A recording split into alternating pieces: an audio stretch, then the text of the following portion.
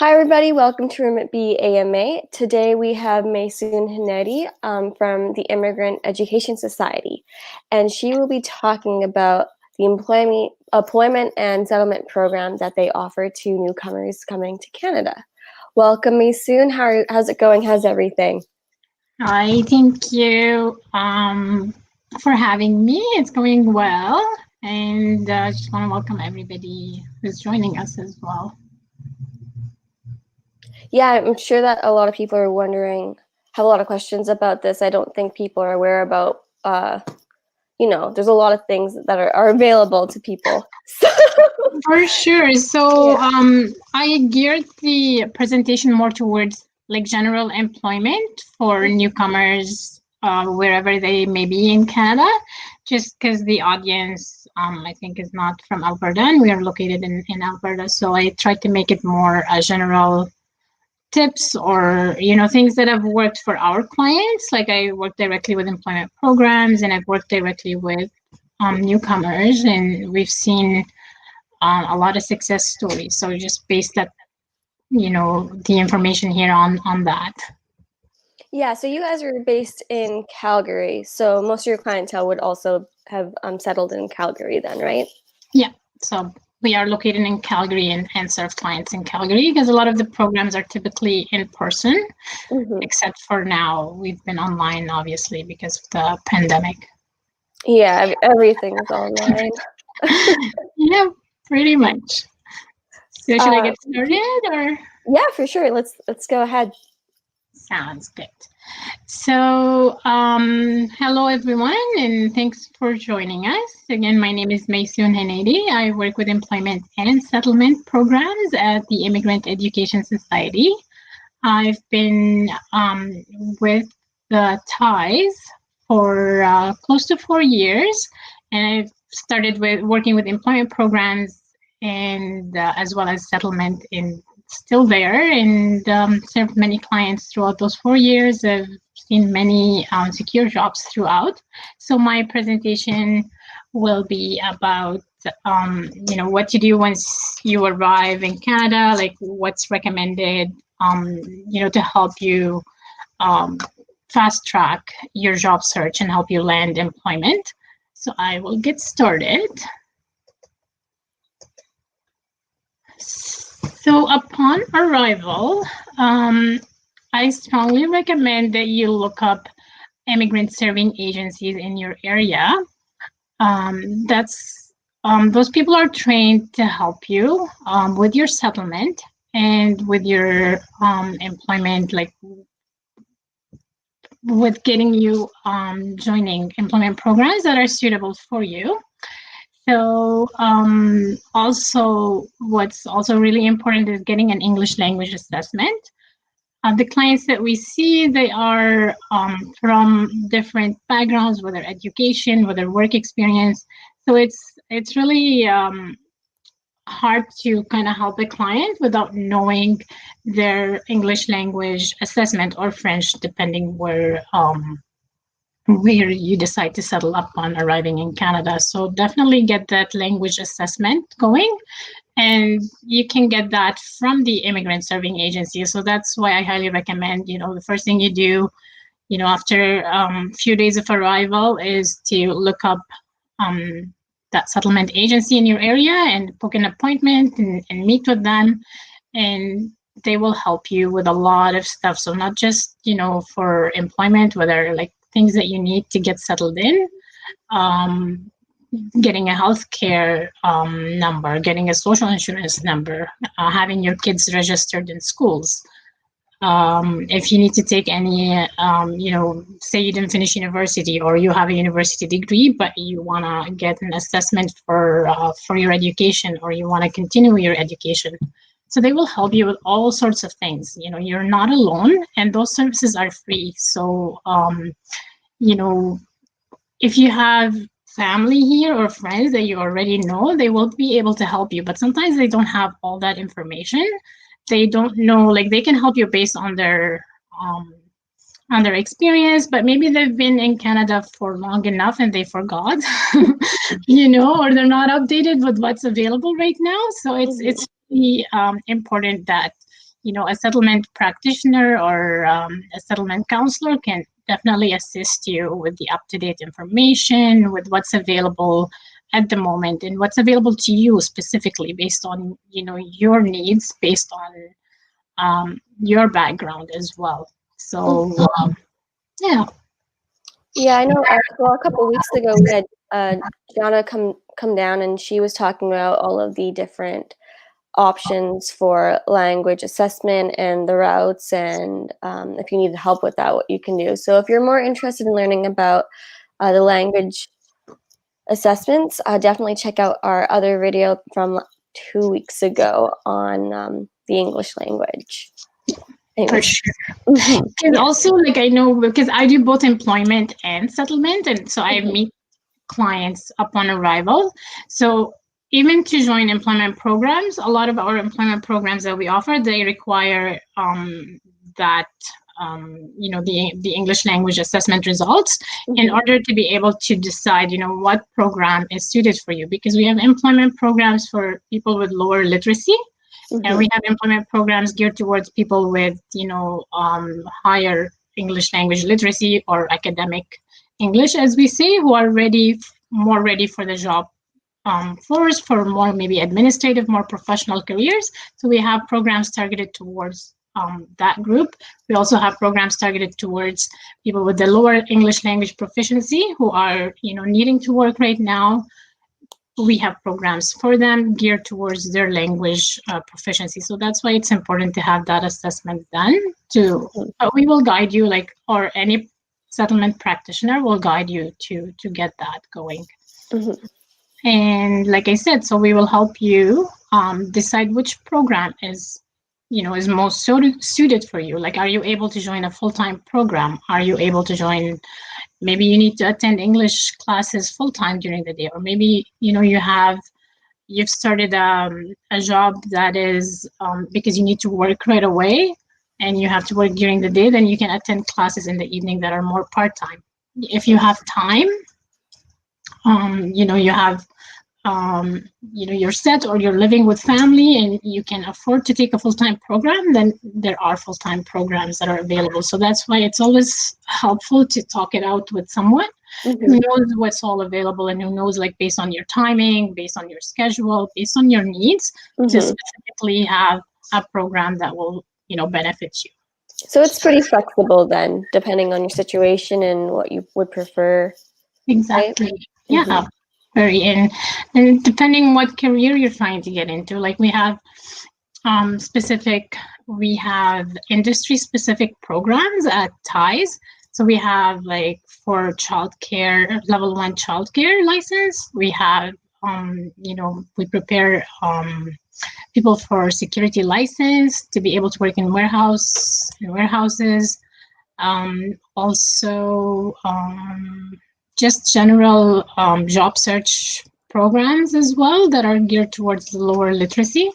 Our full-time and other online programs as well, they're more general in nature, just to help you with resumes and job search and interviews and stuff. So there's so much out there. And then there are places that offer shorter term workshops. So, like, for people who have, like, their English is already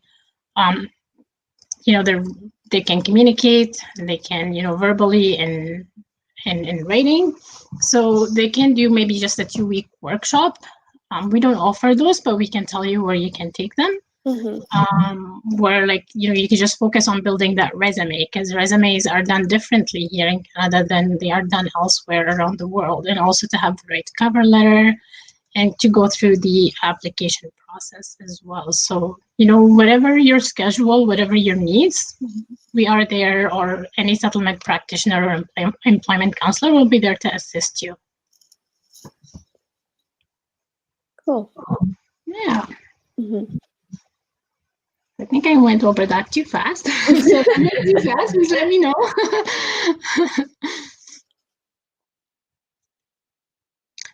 But definitely, don't do it on your own. Like I said, like, it's just always so much easier to to have that support, to have someone who's more of an expert to assist you with that. Yeah, there is, and those services are free. Like I mentioned, we don't get, all the settlement practitioners, they don't get commission. So we are just there to help you and guide you. And we want you to succeed, and we want you to find the program that's right for you. Yeah, so you can look up those specific programs. You can search the different agencies and see like their success rates and see which programs have higher success rates and stuff like that. So you can check Google, you can check testimonials from the clients that have been there. You can talk to your family and friends if you have them here. So that's always very helpful in helping you decide which program is right for you. And these programs are available based on need, right? If people aren't taking these programs or using those programs, then they will no longer exist, right? So it's there for you. You should try to use it. Exactly. Yes, they are typically funded by like either the federal or provincial government, or more so by the federal government. But some programs are like they get funding from both. So those programs are created to help you and to help you succeed and find the right job or career for you here. You may pick up from wherever you left off back home, but you may need like to get a license or specific training before you can join here, and those programs will help you, or an employment counselor will also guide you through what's needed to join that specific career. In the meantime, if you want to do a job that is, I don't like to call them survival jobs, but just a retail or like an easy to get job, then also we can help you get those, because usually we partner with recruiters, we partner with different businesses and local businesses that if we recommend clients to them, then they will take that into consideration, because they know they've gone through the training, through the workplace training as well, and that's always helpful. Do you guys sort of help bridge that gap, that initial sort of gap when people first kind of move over, and help with all the in-betweens to make sure that they settle in pretty smoothly without worrying about the extras? Because I guess there is a certain amount of, not red tape, but the rules and licensing and all of that is different depending on what country you come to or you're from, etc. Exactly. Yeah. Like I said, certain professions you require special licensing, like the healthcare industry, like engineering, or even childcare. You need a license before working in childcare, even if it's a level 1. But you know what? If you have any, if you have a degree in education or any bachelor's degree from outside the country, like then you can send it to. In Alberta, we send it to Human Services, like the Alberta government, and they assess your degree, and they might give you right away. Like you may not do any further training. They might give you like at least a level 1, or in some cases a level 2 childcare certification, where you can start working at a childcare center right away. So you don't need to do any training or any courses other than just sending in your transcripts and the needed information and meet a language requirement, I think. So that's an example where, on your own, you probably wouldn't know that. Like, and yes, you can do a Google search, but how are you going to think that there is such a thing that exists, that, you do that?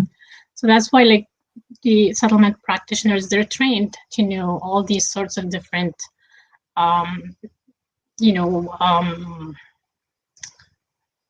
time savers, I would call them, right? And all the those details, and they would just tell you, this is what you need to submit, this is all the information, this is where you need to submit it. And some places they might help you even send it for you. Yeah. So why would you join an employment training program? What is the benefit? For a lot of the immigrants, they come here. Some of them have family members already. Some of them have friends that are here, but they don't know a lot of people upon arrival. Like, yes, you have your maybe, 1 or 2 people, but kind of there's that loneliness and that isolation. So when you join an employment program, I know from the clients that join our programs, by the end of the program, some of them are 3 months in total. They have already formed those friendships and those long-lasting relationships that carry on with them, even after the end of the program, even for years to come. So it's, outside of even getting anything else from the program, you have that support system that you're building through the program, just because of the, day-to-day interactions, and, you connect with people with similar experiences. Everybody's left their countries. It's a new experience. It's a new language. It's trying to navigate a whole different system here. So definitely meeting, fellow immigrants with similar experiences, and also to get familiar with the Canadian workplace culture. It's very important. Like, even if you have a high level of education, you have work experience from back home, you're ready to roll, that's great. But you don't know what it's like to work in a Canadian company. It's different. It's a different culture. Even per industry, it's different. If you work at a non-for-profit, it's different than corporate. If you work at a small business, it's different than working at a big organization. Working in a restaurant is different than working in a daycare. So, you will, through joining those programs, they will give you an idea of what it's like to work in a Canadian workplace, and also learning about the employment standards, the laws governing employment. What's an example of something that may not be acceptable in a Canadian workplace, but maybe is acceptable elsewhere? Is there certain things that comes up a lot in your experience? Yeah. So here, there's a human rights that, everybody has to follow or should be following. And that's, nobody can treat you differently based on, whether on your sex, on your, background, race, religion. So, you work here, you're expected to be treated equally like everyone else. And in other maybe countries, they might discriminate just because you're a woman, or even we can start from the interview process. Like here, they're not allowed to ask you questions about if you have children or not, because that could be case for discrimination. They're not allowed to ask you where you're from, or questions that would bring up your religion, or your age.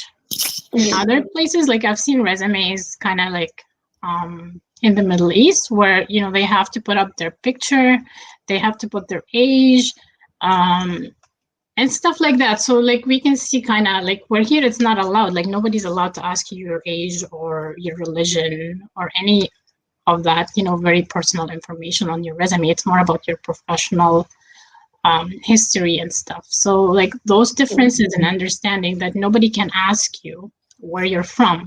It could come up in the conversation, and it could be a friendly conversation, but if you're not comfortable answering, you don't have to. I see. Just understanding and respecting cultures as well. Yeah. It's kind of funny that we're not allowed to put our age, but you can kind of guess someone's age by their work and education experience. For sure, unless if they trim, some of it down. Yeah, you can kind of guess, especially when if you've completed university and stuff like that. Yeah.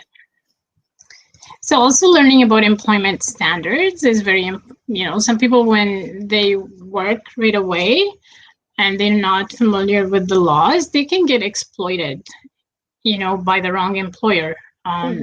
People come, they may have brought some funds. In some cases, they may not have. So they're really stressed about, working and making some money, that they will put up with a little bit of exploitation or the abuse because of that need. Whereas if you're aware of what the laws are and how many hours, you're kind of allowed to work a day, and then after that you need to get overtime, or things that are not safe for you to do in a workplace, then you're armed with that information. Whereas you can say no. You're allowed to say no if it's not safe. You're allowed to kind of ask, what, I've worked this many hours, but you only paid me for this much. We've had clients who work and had, businesses pay them less than the minimum wage. And then they come to us and they're like, this is what happened. And we're like, no, you know what? And they knew that wasn't right. But like they came and said, I remember from that presentation that, I'm supposed to be paid this much, but they only paid me this much. Or like, no, that doesn't make sense. Because they paid them by check, like they didn't have an actual payroll. But so, there are ways that some employers try to get around it, thinking that you're a new immigrant, you don't know the law. But once you join those programs, at least like for the basic program, they will teach you these things to kind of be aware of, what's legal and what's not. Like what is something that, you really shouldn't accept. And you can stand up and say, no, you know what? No, I'm not supposed to do that. Yeah, it's important for people to be aware of their rights and the regulations around labor and labor laws. Sure. And also like how important it is for health and safety in the workplace now, like how, you're supposed to be, the employer has to provide you a safe place to work. If the floor is slippery, they have to put a sign that it's slippery. And if you need to work certain footwear, they need to let you know that ahead of time so that your safety is very important. And because if you get hurt, who's going to cover that? Being a new immigrant, also, again, you want to be safe. You don't want to get hurt while working. You want to make sure that, the place you're working with is actually caring about your health and safety. Especially now with everything that's going on, COVID and all that, like there's extra precautions that need to be put into place as well. Exactly. So it's always, you can ask that question, like once you're offered the job, like, what kind of, do I need specific, like obviously now with the masking and stuff, but outside of the COVID precautions, like, do I need special footwear? Do I need to, do something specific? Do I need to buy something in order for me to do this role? So it's important to be aware of what you're getting into prior to starting.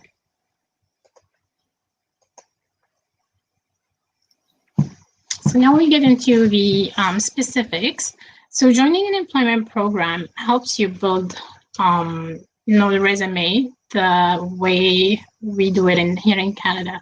Like I say, like you probably already built resumes in your countries, but they are different here.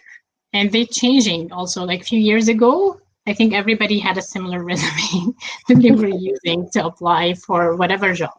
Right now, it's important to have a targeted resume to the job that you're applying for. It's also like you don't want to have a resume that looks like everybody else's.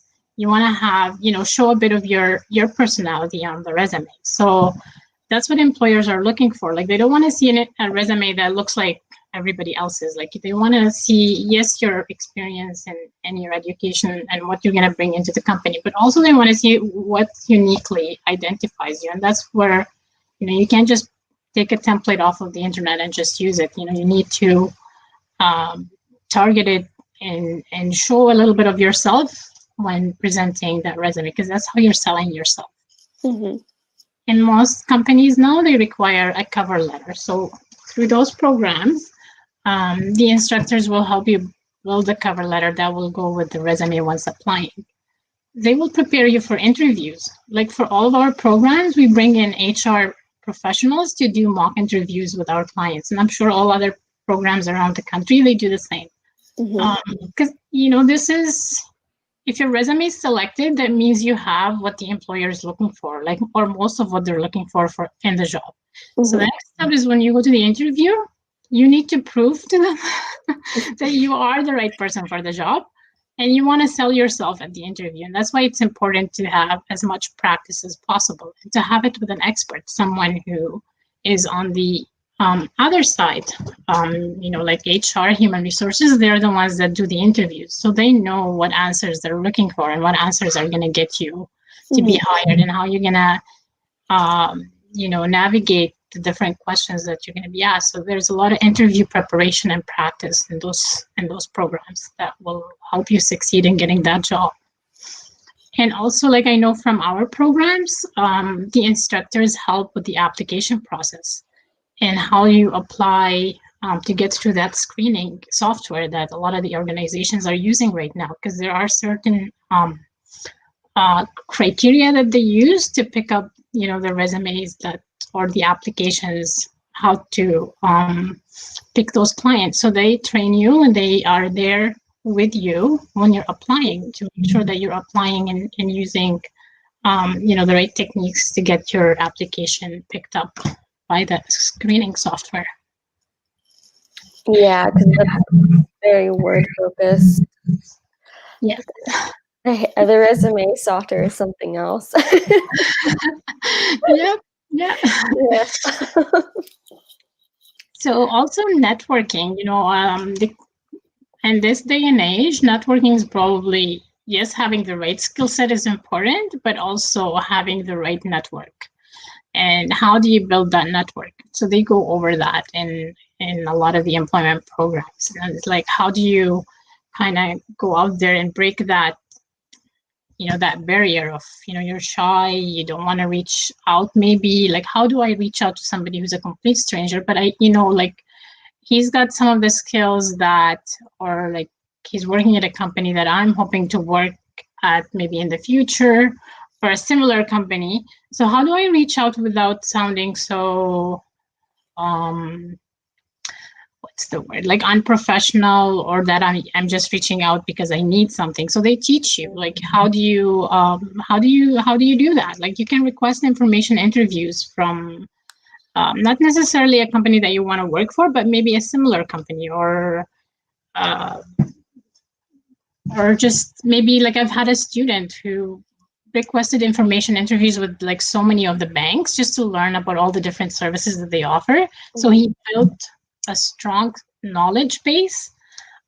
So he's had some training courses before to back him up as well. And then once he learned about the different services that all the different banks offer, not long after, he was offered the job because he knew, like in the interview, he knew his stuff. He was very well informed about like all the different services that were out there and what kind of uniquely identified that bank that he was interviewing with. And sure enough, they took him. So without much experience in the banking system here in Canada, but he's had experience from back home in, I think it was Sri Lanka that they were from. And yeah, so because he was persistent, he wasn't shy, like he would email them or reach out on LinkedIn and reach out to the different, bank managers and just request maybe 15-20 minute, information interview. You can do that. So if you were on your own, I didn't know that. I didn't know that either. Right? So it's something that, it opens your eye to a lot of the stuff that's out there that, your friends are probably not aware, because if they're already working, they're not, in that stage of job search and interview. They're out of the loop because they don't need to. And also, they will teach you about when you get that job, how do you keep it? Most important thing. Most importantly. So we've gone that far. We've worked so hard. We're finally there. How do we stay there?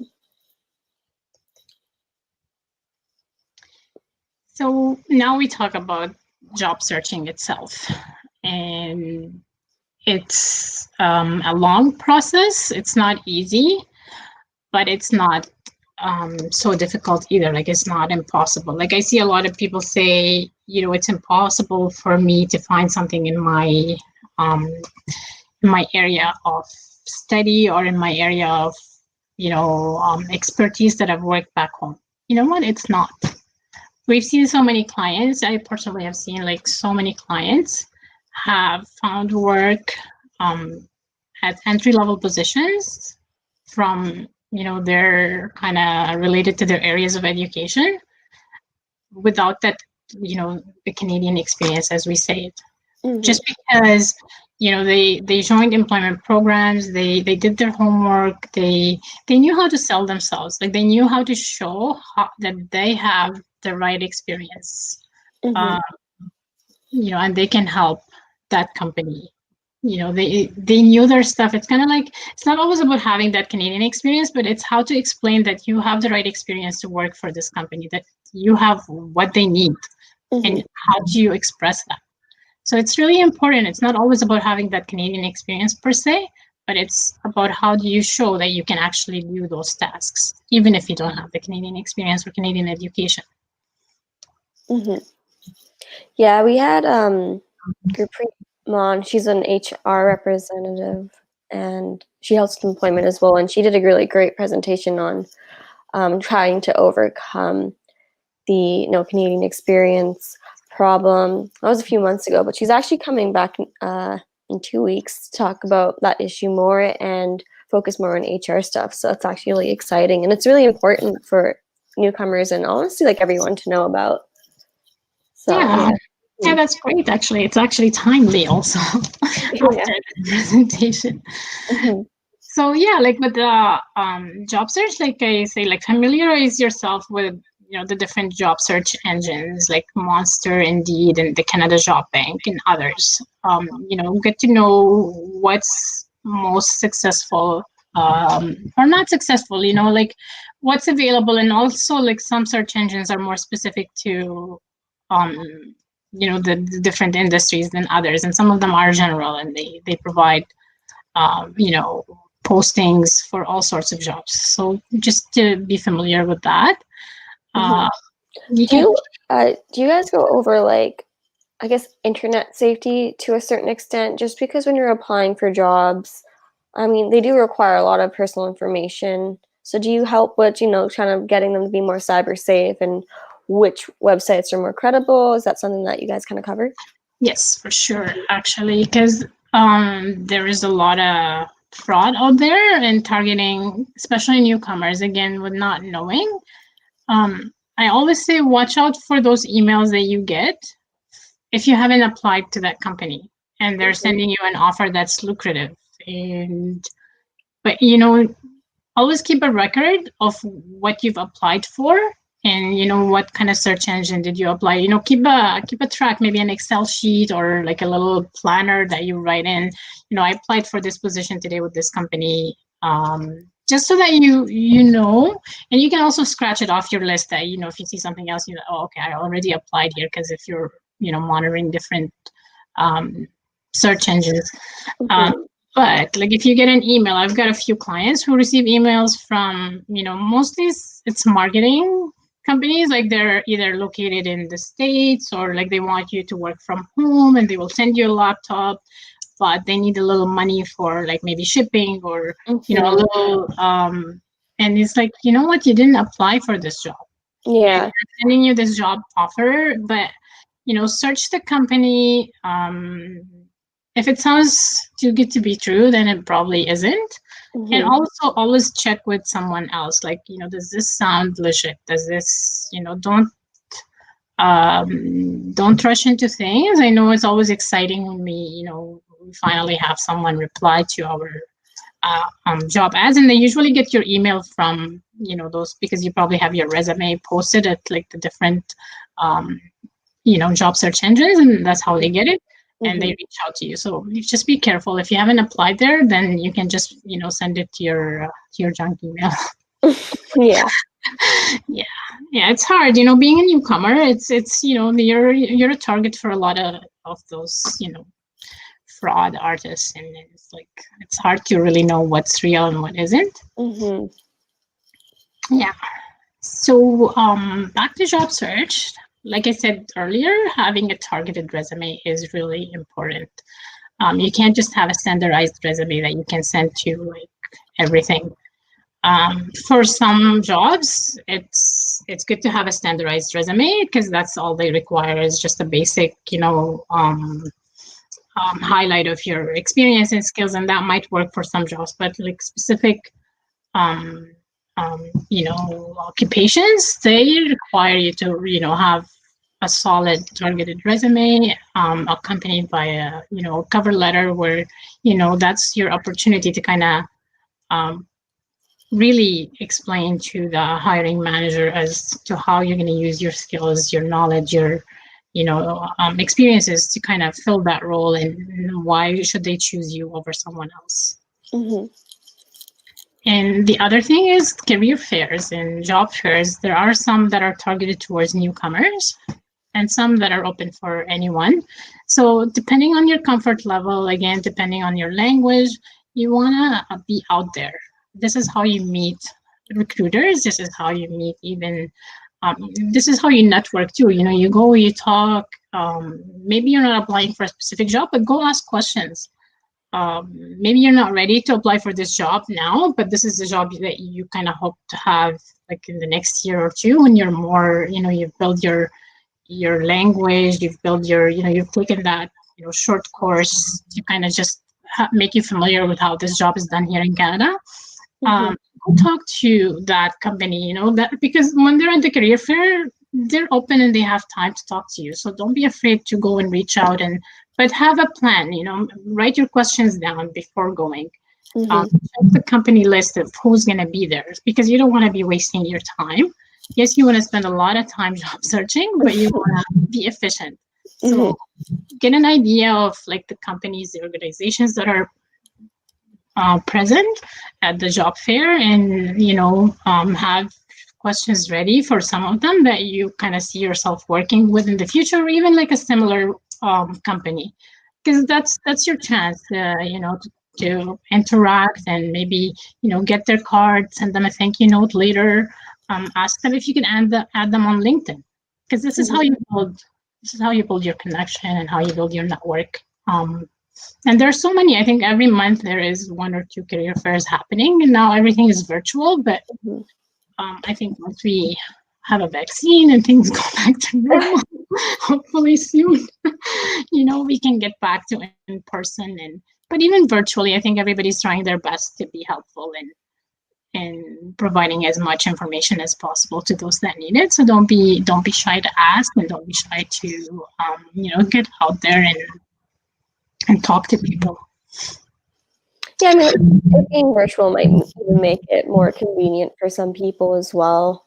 So it's not all a bad thing. Yeah. Exactly. Yeah, no, it's not, because we're trying, like, I know from ourselves, like, we're trying as much as possible. Yes, our services are now online, but we're trying as much as possible to be there for our clients and to provide as much support as needed, like maybe even more than when it was in person, because we see how difficult it is now for everybody, and we're trying to compensate. I'm sure everybody's in the same boat as that.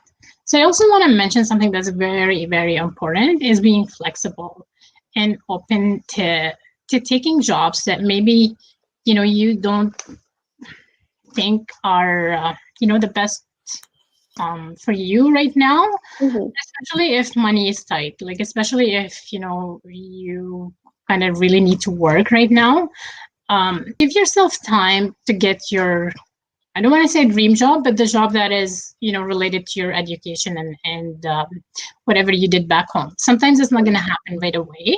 You just it will happen though, and I've seen it happen so many times. So I want to encourage you, and I want to say that it's not impossible, and it's I've seen it happen so many times with people that they kept at it, they kept trying, and they got it, in actually not a long period of time either. But if time isn't on your side, it's okay to take that part-time job or at a warehouse. It's okay to take that part-time job at this restaurant. There is nothing wrong with that. Like here in Canada, work is work. Nobody's going to look at you any different or any less because you're working somewhere. I know it's different in other places, but here, thankfully, like, you're not being looked at by what you do. You're, you're respected. You're the same no matter what. And just taking that job, you meet people. You never know who you're going to meet while there. You're building skills. You're practicing your language, and you're meeting people. And that's so important. That will be helpful no matter what. When I was 16, I worked at like restaurant. I was bussing tables. I've learned patience from that. Oh gosh, same. Difficult, sometimes you have difficult customers. I have friends that are still my friends to this day. So it's like there is nothing that is not you're not going to learn from if you have the right mindset. So Mm-hmm. yeah, don't take it as a setback. Take it as an opportunity to learn and to gain new skills. But don't forget what you're here for. Like, don't forget your job that you want, and keep trying to get it, and keep trying to see what you're missing. From whether it's a skill, maybe a small course. It could be like a quick, uh, maybe advanced Excel, but you can take at Bow Valley, or um, this is in Calgary, but you can take at any like college or whatever. Like, it's a short program that will help you get to that job. So don't lose track of what you really want, and make sure it's temporary, because you don't want to get stuck at that Mm-hmm. job that you're not too happy with. But it's okay to take it for the time being, and know it's temporary. Yeah, like making a living and making sure your needs are met is important, and it also will put you in a better mindset to find the job that you are like actually looking for as well, if you're a little bit more comfortable, you know. Exactly. Mhm. Also, mentoring is very important. And I know here in Calgary, there are organizations that are, that's all they do is providing, pairing up mentees with mentors from, the different backgrounds. So, do reach out, especially like, if you come from an engineering background. They will pair you up with someone who's working as an engineer in your city, and it's so important. Like, I can't stress that enough, because you have that person that will tell you, what you're gonna do to kind of land a job in the engineering industry. This person is going to be part of your network. They're going to be there to kind of help guide you if you're missing any courses, if you need to get, like, for engineering also, like, you need to be part of a PEGA, which is like that's for Alberta, the Association for Professional Engineers. I'm sure there is one in every province. So, like, it's so helpful to, like, they will walk you through what you need to do to get to that job that you're looking to get. It, like, maybe not right now, but maybe in a year or two from now. And these mentors are volunteers? Yeah. Okay. Yeah. So they have set timelines where, they might meet monthly, and, but you can probably email them or call them more Mm-hmm. regularly. But yeah, they have set schedules that they have.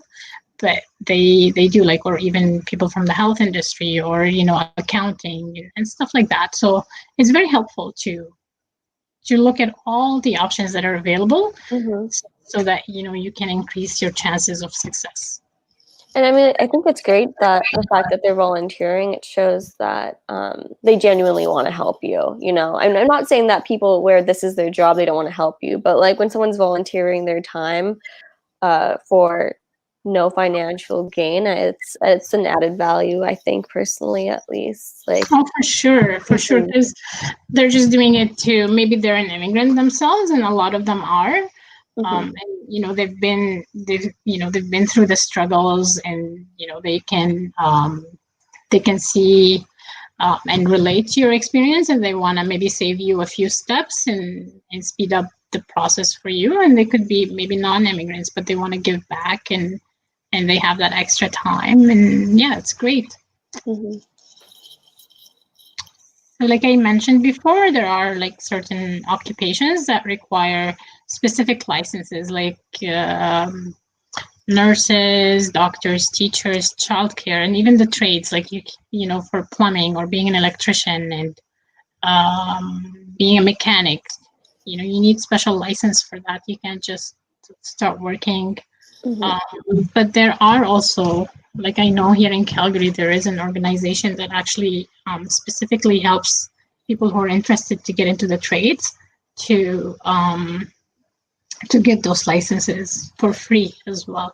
So again, going to a settlement agency is going to save you a lot of time on research, and a lot of effort on knowing, like, what is all out there that can help you based on where you're looking to get.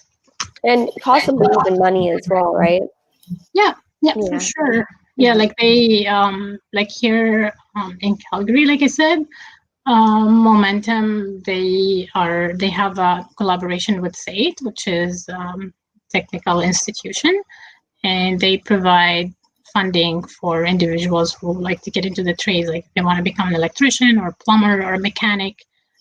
They help them, get whether the basic education and then the actual training, and then they can get their license after that, and it's all for free. Mm-hmm. So it's really That's important. awesome. Yeah, it's great.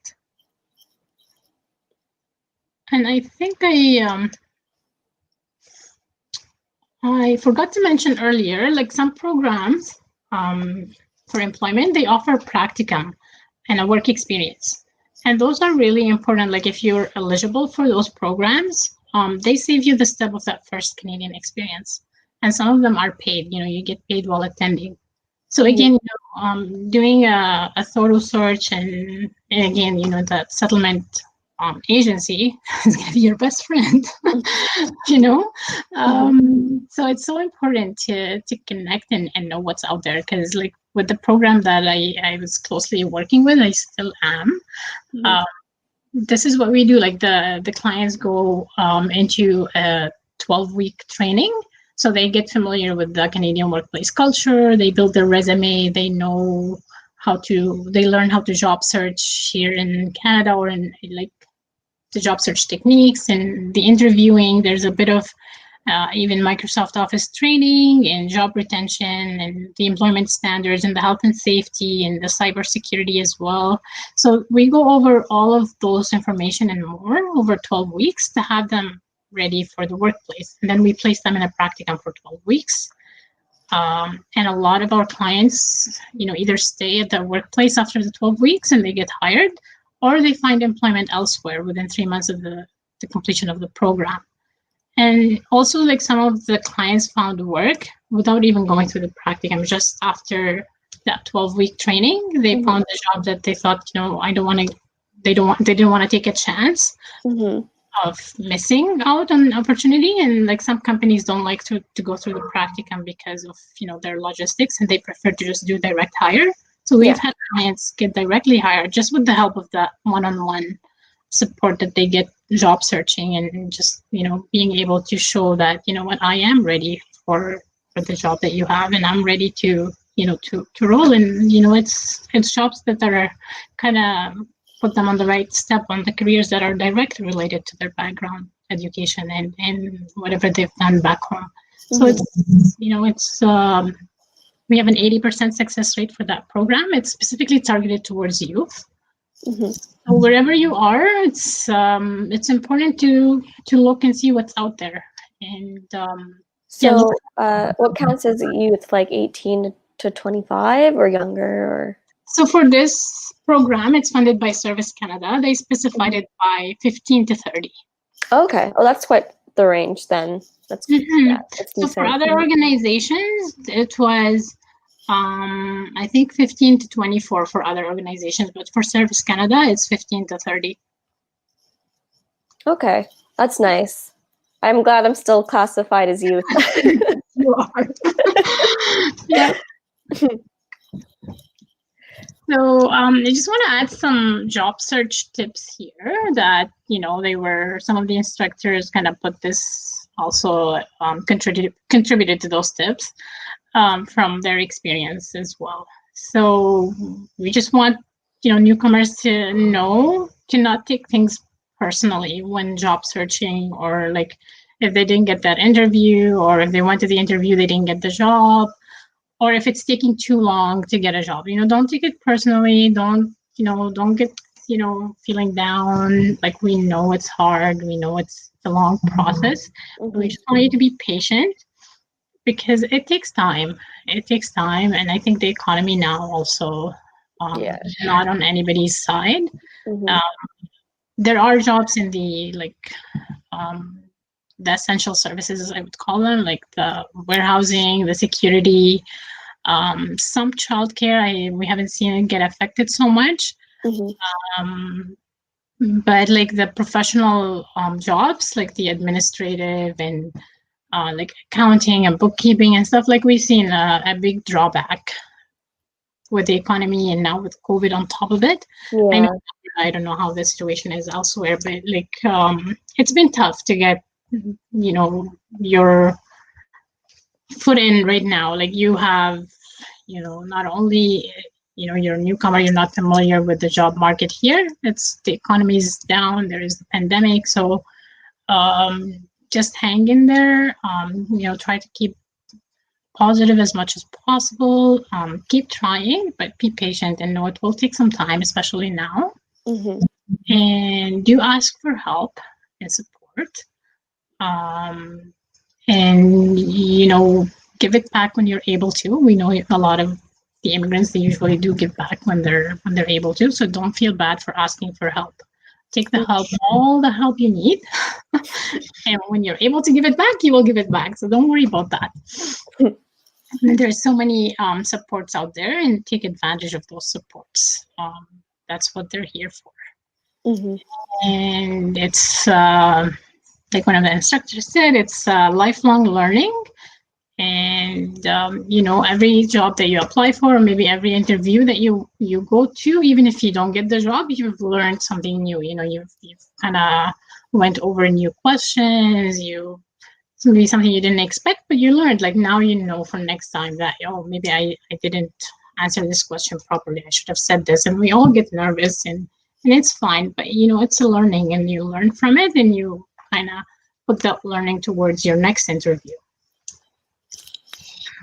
And judgment free, because don't take things the wrong way. It's always important to for your own well-being. It's just like they will pick whoever has the most kind of the skill sets they're asking for, who has like maybe the attitude or whatever the reason is. Mm-hmm. Or maybe somebody recommended from someone within. Sometimes that happens. So don't take it personally. And there is public libraries everywhere, and they have a lot of resources as well. So do make use of those, and go to your library and use the resources that they have. Also, it's free. Mm-hmm. Take care of yourself and do self-care, because it is a stressful process to job search. You don't want to burn out, and you don't want to say, hey, I give up, because we don't want you to give up. We want you to take care of yourself and take breaks. But do understand that job searching is a full-time job. Yeah. It takes a lot of time, it takes a lot of effort. Don't give up, and keep trying, and keep asking those questions. And like I said, if you connect with an employment counselor, don't be shy to ask them, hey, you know what, I'm applying for this job, can you please look over my resume before I send it? Can you give me some tips on what I could maybe add, or how I would tailor my cover letter? So if you connect with an employment counselor, they would be more than happy to help you with those questions. Mm-hmm.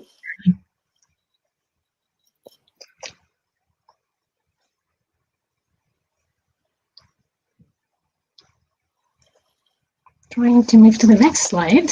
It's not letting me.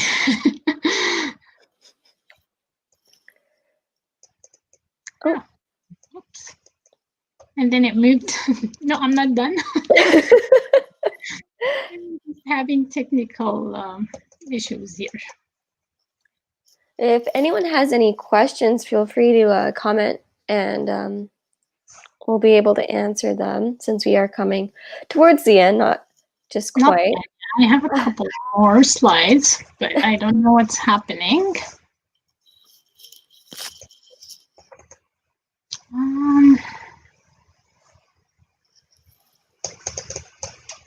It's kind of frozen on me. Okay. Do it manually. Technology, it's only helpful when it wants to be, honestly. I know, it's like it stopped, my mouse stopped working. So my next slide talks about, like, what if you don't join an employment? The screen's blank. Okay.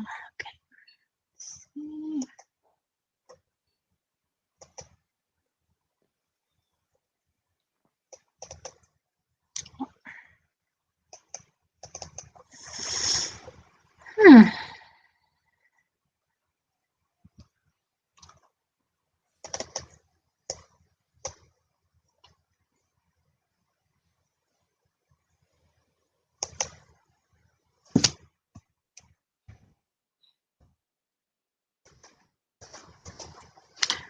Okay, something is not right. Can I close it and reopen it? Is that okay? Yeah, try that. Okay.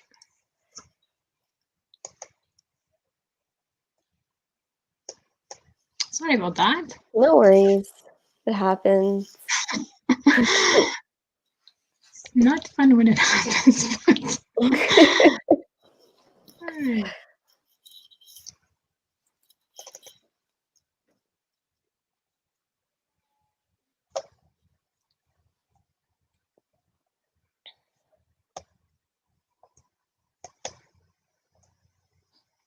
So what's the normal duration of the programs generally? You mentioned it was like 12 weeks or Yeah, so for the youth employment program that I was talking about, it was 12 weeks in class and it was 12 weeks of work experience. Mhm. For a full-time just employment skills training program, it's typically 3 months that they go. There is no practicum for that one, but if the clients are interested in doing like a month practicum for without getting paid, we can help them get that. A lot of the clients do find employment though before the end of the program. Mhm. And so, they are free to leave the program whenever they find employment. If they find that, I found a job, I don't have time anymore to attend, so they can just, leave the program whenever they find employment. Mhm. The part-time programs that we have, they are typically in the evening. So they run over like 3 or 4 hours from either 5 to 9 p.m. or 6 to 9 Mhm. from Monday to Thursday.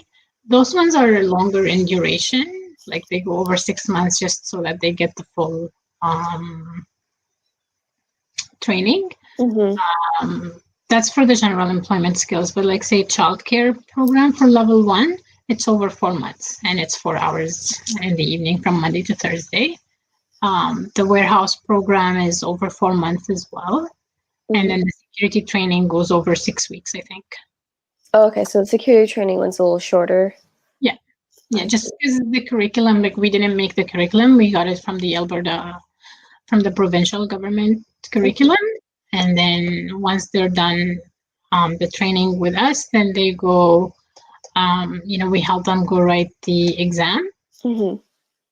And that's how, if they pass the exam with a certain, I think 70%, they have to, um, then they can get their license, their security license, and they can work as a security guard.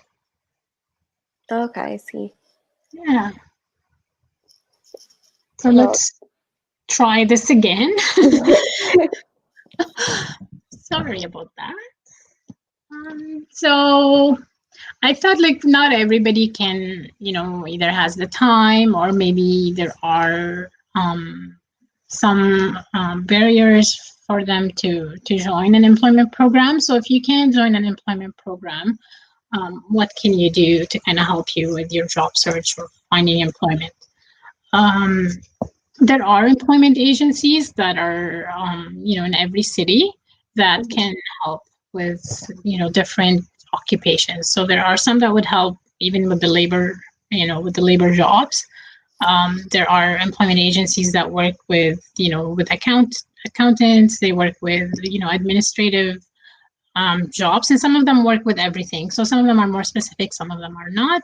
So Mhm. you can, do a search for, the employment agency near you. You can request to meet with a recruiter just so that, you can see how they can help you, and if there are, skills um, that you can build on, that they would recommend you to maybe do a Microsoft Office course, or maybe just Word, or maybe just Excel, or whatever it is, they will also help you. Mhm. Those are free as well, and you might get started doing contract work or like temporary, and that's fine because you're building your experience. Like it's any work is work that you can add to your resume. Mhm. It will be useful to you. So that's one thing. Highly recommend joining LinkedIn and seeing what's out there and trying to connect with people with similar um, professions to the ones you're kind of looking to get into. It's always a good idea to send a message when you're sending an invitation to someone. Don't just send an invitation to someone like you have no idea who they are. Yeah. Accompany it with a little message introducing yourself and why you're wanting to connect with them. That gives it a more personal, more professional feel, and they're more likely to accept your invitation if you add that little message as to why you're trying to connect with them. Mhm. Uh, And also, social media is very, very important these days, as we know. Like I know in Calgary, there are so many groups on Facebook, whether for new immigrants to help them with all sorts of things. And people who are looking for work, sometimes they post there, and somebody from the group, there's a whole bunch of volunteers, people that are obviously they have joined the Facebook support group for new immigrants, so they want to help you, and they will try to help. Like if you're looking for a job and you post it on the group, people get a lot of responses there. Mhm. um, there are groups as well, like employment, um, like recruitment, like there's Prospect group here in Calgary, there's Calgary Job Board. So I'm sure it's the same in all the cities, just trying to search them. And like a few years ago, I wouldn't even think of that. And now, like being on the job and being more on social media for different reasons, whether to even like to promote our programs or to find work for our clients, Yeah. you get to see what's like. There's so much out there, and there's so much support that like a lot of people are not aware of. Mhm. So yeah, like do a search on Facebook for like employment groups or recruitment or job posting, job board. There's a lot of there are a lot of those that get posted and have valuable information.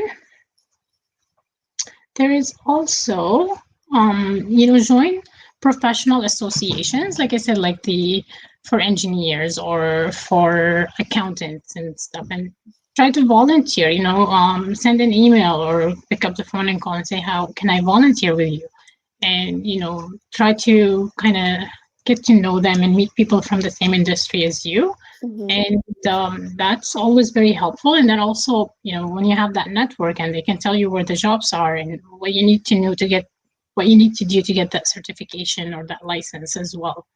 It's very important.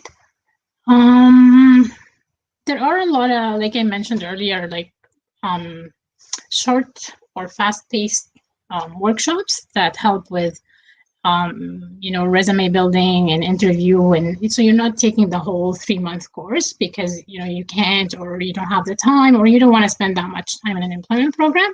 So you can take a short workshop. Um, some of them are one day, like I know here with the Alberta government, like they post employment related workshops all the time, and they could be just a full day for Yeah. resumes, a full day for cover letter, and full day for interview, and a day for networking. So Mhm. you can look at those. It's always helpful to have somebody else look over your resume, or to have that an idea of what a resume should look like here, a targeted resume, and why it's important to accompany a cover letter when you're applying for work. um the other thing, again, like I talk about the immigrant support groups, not just the employment related, because through those support groups, if you're looking for work, you might find somebody who can get you in somewhere or can give you advice to help you. Mhm. Yeah, that makes sense. Building your community, whether that's in person or through the web, is just, it's a key part of the human experience, no matter where you are or where you're from. So, For yeah. sure. And yeah, make use of all those resources out there. You're not alone. There are so many people out there that want to help you. Just they wouldn't know if you don't reach out and you don't ask. So keep an open mind. Keep a lookout for what's out there, and ask questions, and you just be out there. No, don't be shy. Mhm. Now we talk about job retention. You got that job. Congratulations. How do we stay there, or how do we make sure we don't do something unintended, and that we they decide to let you go. We don't want that to happen. We want you to you know be successful. I want you to show that you will add to the company and just prove yourself and get even promoted later down the line. So you get the job, what happens next? So being a newcomer, being new to a country, you don't know all the cultural values, you don't know what really they expect. Yes, you've seen everything in the employment program, you're familiar, but like I've seen with each of the intakes we took, we had one person who like people retain information differently. So there was always this one person who like maybe that all that information maybe didn't kind of sink in that much. So like mistakes were made, but like I said, like 90% perfectly fine. But one person from each of the intakes, like maybe we had like 10 to 12 people in each of the intakes. So there was one person who needed that extra support, like, and the first experience wasn't so well, but the second experience was so much better because they learned from it. So it's not always, don't take, that's why I mean, like, don't get discouraged no matter what, because it's always, we learn and we move forward. So it's really important to know that, your first 90 days at a job, you're under a microscope. I don't want to, sound so scary. And it may not look like that. People will be friendly. They will train you. They want you to be comfortable. They will provide you a safe work environment. But, in all honesty, those are the 90 days that are going to help your supervisor decide, like, after the end of the 90 days or sometimes before, are we keeping this person or not? Like, so that's why I mean, like, you're not really under a microscope, but you kind of are, to some extent. So you want to, give out the best impression. You want to be professional.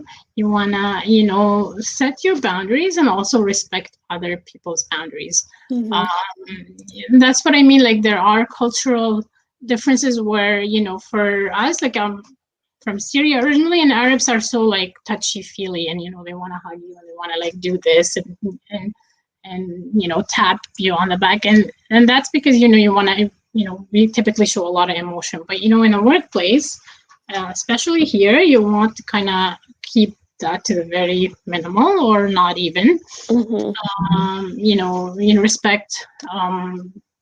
Like I say, boundaries is very important, no matter how friendly everyone is, and they will be, but you don't know them, they're not your friends, you just want to keep that professional relationships and don't overstep them. Maybe in a year, some of them will become your friends, but in those 3 to 6 months, you want to just observe, you want to learn, you want to be there to kind of understand the company culture, get a feel of how and how people are and what's their working style, and you just want to observe and you want to learn as much as possible. But again, like, and I say that because I've seen, like, in a few of the occasions where when the boundaries were overstepped, that resulted in termination because that culture, that company culture, didn't accept that over friendliness or that comfort level that one of our students had in the practicum, and they're like, no, we talked to them once, twice, and they didn't seem to understand the extent because they thought they were being friendly, and they thought the other person was being friendly, so there was an overstepping of that professional boundaries, and that led to termination. But what, the second placement that we found for that person was very successful because they learned. It was the hard way, but they learned. So that's what I mean. Like, it's unintended, but that's why we always keep in the back of our heads, it's a new job. We want to build friendships, we want to build long-lasting relationships, but we want to be professional. Like, we treat people with like co-workers, not friends. And so So the training process, you always take notes. Don't depend on your memory, no matter how strong it is. You want to take notes when they're, showing the new tasks, because you want something to go back to when you're unsure, and maybe your supervisor is, not available, or you don't want to go back to them for something that they've already explained. Yes, you can always go back, and we want you to ask questions to Yeah. clarify certain tasks. But if it's something that's already been explained and it's one of the steps, and it's something that if you were writing notes, you can go back to, and maybe you need a clarification, go back and ask. Mhm. But at least when you've taken the notes and you've shown that you are keen on really listening and putting it down, and maybe it doesn't make all that sense when you're writing it down, but when you Mhm. go revisit it, at least you have something to look back, and you have some sort of idea, and you're asking to clarify, or maybe like, did I miss something here? So that's fine. That shows that you're really intent on listening. But if you don't take notes and you forget half the steps, especially when we first start a job, we're nervous, we're maybe not retaining everything as we want to. So it's Mhm. always a good idea to take notes and to, yes, ask a lot of questions, and go back and ask questions rather than make mistakes. Is always important. And if you make mistakes, it's fine. Go tell your supervisor. Don't try to hide it. They don't want you to hide it. They understand you're new. And we will all make mistakes, and we still make mistakes no matter what. It's just that, the soonest you found out something was done that shouldn't have been done, go tell your supervisor.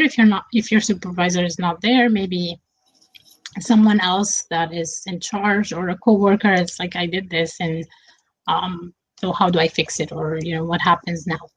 It's Mhm. always good to be to take accountability and responsibility for your actions, because that is important. Yeah. Doing it has worse consequences than not sharing, and being upfront about it. Mhm. Yeah. And we want to be flexible, and we want to be positive. Everybody gets a job description when applying, and when signing a contract and stuff, and sometimes you're asked to do things that are outside of your job description. And we get that a lot, like from clients, and some of them, they get confused. Like, it's not in my job description. And we're like, if it's helping the team accomplish a task, because maybe somebody didn't show up today, or maybe there is a tight schedule that they pulled you in to help with a certain task. Don't say this isn't part of my job description. Mhm. If you can do it, and you can be helpful, and you can help the team accomplish this task, go for it. The only time we want you to say no is if it's not safe for you to. Yeah. Um, Mhm. or if you feel like they're picking on you, and it's degrading or whatever. Yes, you have every right to say no. This is not something I was hired to do, because it's completely um you know out of, maybe something you're not able to do. Yeah, Mhm. we want you to speak up. But if it's something to help out the team, and it's not going to affect you so much, and it's your supervisor asking you, then go ahead and go for it. It's important to show that team spirit, and to be punctual and be on time. Maybe other cultures, it's okay to be late, but here punctuality is very important. So you want to be there on time. You want to limit your personal appointments for the first little while. Like, obviously, if you have medical appointments that are scheduled, we don't want you to miss those. Mhm. So, Yeah. like, because when you're new, maybe you're afraid to ask. So yeah, like, if you have a medical appointment and you need to do for a follow-up, by all means, you tell your supervisor ahead of time and say, I have those appointments scheduled, and I need to, I have a medical situation. You don't have to share what it is, but by all means, you can go to your pre-scheduled appointments, and stuff like that. But Mhm. if, like, you're making an appointment to get eyeglasses, you can make that in the, a lot of the places do it in the evening or in the weekends. So try Yeah. not to miss work for something that you can do outside of the working hours. Mhm. And yeah, that's what I wanted to say. And being sick now, it's very important to, if you have any symptoms, if you're not feeling well, to, just let your supervisor know that that's what's going on, and nobody wants you to show up to work when you're sick and you're contagious. So, Yeah. And another thing that also came up through, one of our training programs, also during the practicum experience, is that, one of the students, so they got the training and they were kind of put on their own. And I think they were struggling with that job experience. Maybe the expectations weren't clear to them, or maybe like they had different idea of what the role would be. So maybe there was a lot of nervousness there. The student, like when she wasn't directly supervised, or if there wasn't somebody from, other coworkers present, she was spending a lot of time on her phone talking to her friends and FaceTiming and stuff. So she thought nobody knew because nobody was there, and there were cameras, and that was one of the reasons for termination, because it wasn't just one time; it was kind of like a habit that was kind of built in. Yeah. And so, be aware that even if nobody's there, limit your phone use to when you're on break. Or obviously, if you get a call from daycare or school or whatever, you want to answer that, because that's understandable. Nobody wants you to ignore your children or like that. But if it's a phone call that can wait till your break or till after work, then by all means, you want to focus on, the work at hand and on the tasks that are given to you, and learning and just, being productive. Yeah. Yeah. And I guess most of all, being professional and respectful of others. And again, I just want to say, don't get too comfortable. And I say that, like, I repeat it because, like, it's come up a lot. I see. Okay. For us, anyways. I don't know, like, other places, but like that was a few times one of the reasons that things had to kind of change for some of the students. It's important to take initiative and to show, that you completed a task. You don't want to just sit there and, pass time till, like, now say it's 3:00 and I'm done at 4:30 and I finished kind of the task that was given to me, and I don't want to just sit there and do nothing until 4:30, or, like browse the internet and stuff like that. Go tell your supervisor, what, I finished this task. Does it look okay? Do I need to make any changes, or is there anything else that I can help you with? Or do you want me to get started on something new? So just taking that initiative, it shows that, you want to make the best out of your time, and you're being efficient, and, you're not just there to, kind of pass the time till it's the end of the day or throughout the day. Always check for, when you're given a task, do ask when it's due and when it needs to be completed by, so that you can set yourself, timelines, and you can kind of, if you have more than one task to work on, then you know what to prioritize and what sort of can wait. And also so that you can avoid any miscommunication, whereas, like, you think it's not urgent, but it is urgent and needs to be done right away. So that, always ask if it's no timelines are given, ask about the timelines and when things need to be completed, and do check your work. Also, it's always helpful, especially when you start, to check your work. Ask the supervisor, say, does this look okay? Is this what you were looking for? And again, I put this again, you can refuse unsafe work. Nobody wants you to do work that's going to put your safety in danger. And this is also for PPE. We've talked about that. And dress code is important as well. So prior to even, starting, ask about, what's the expected dress code, and just to avoid, being overdressed or underdressed. You just want to know, like, what's acceptable in the workplace. That's also important. Some places are scent free, so you want to not use, like, strong scented or any perfumes. For some places are not acceptable. So that's important. I think for, us coming from other countries, we like to smell good, and sometimes we overdo it, and, other people have allergies, and that kind of puts other people at a discomfort. Mhm. And the other very important point that it's kind of sometimes it's awkward to go over with clients is always make sure to keep a good hygiene and personal grooming and be self-conscious of body odors and stuff. This is important. You want to show up, you want to be presentable and have good hygiene, and Mhm. you Yeah. don't want that. Yeah, like sometimes we're not aware, maybe like especially in the winter, I think we layer up too much. And if you take the bus or you take the train or you have to run, you're not aware that maybe something doesn't smell right, and but other people do. So just being aware of that, and that's come up for us too, like where we've had to talk to the clients about personal hygiene.